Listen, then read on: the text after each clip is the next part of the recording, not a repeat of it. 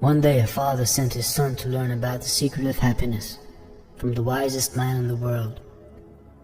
The boy had to walk through the desert for 40 days, and finally came upon a beautiful castle, high atop a mountain. It was there that the wise man was living. But rather than finding a saintly man, our hero, on entering the main room of the castle, saw all sorts of activity. Tradesmen came and went. People were talking to each other in all corners of the room.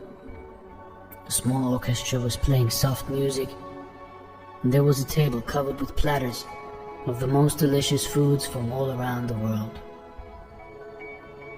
The wise man talked and mingled with everyone, and the boy had to wait for 2 hours before it was his turn to be given the man's attention. The wise man listened attentively to the boy's explanation of why he had come, but told him that he didn't have time just then to explain the secret of happiness. He suggested that the boy look around the palace and return in 2 hours.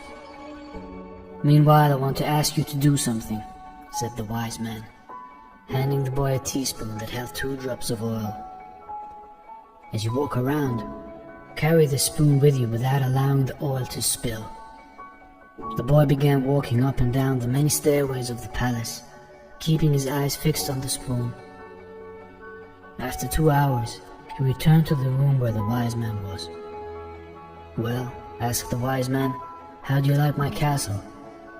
Did you see the Persian tapestries that are hanging in my dining hall? Did you see the garden that it took the master gardener 10 years to create?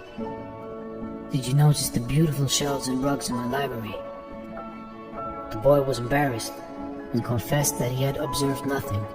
His only concern had been not to spill the oil that the wise man had entrusted to him. "Then go back and observe the marvels of my world," said the wise man. "You cannot trust a man if you don't know his house." Relieved, the boy picked up the spoon and returned to his exploration of the palace, this time observing all of the works of art from the ceilings and the walls.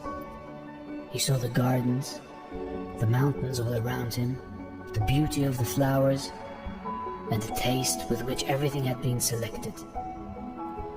Upon returning to the wise man, he related in detail everything he had seen. "But where are the drops of oil I entrusted to you?" asked the wise man. Looking down at the spoon he held, the boy saw that the oil was gone. "Well, there is only one piece of advice I can give you," said the wisest of wise men. "The secret of happiness is to see all the marvels of the world, and never to forget the drops of oil on the spoon. You see, no matter how far you travel, and what wonders of the world you may explore, never forget who you are and where you come from. Never lose your character, and stay true to your ethics, but at the same time look around you, and focus on the world and people around you. The moral of the story is to open your eyes in life, but to never forget who you are and what is important."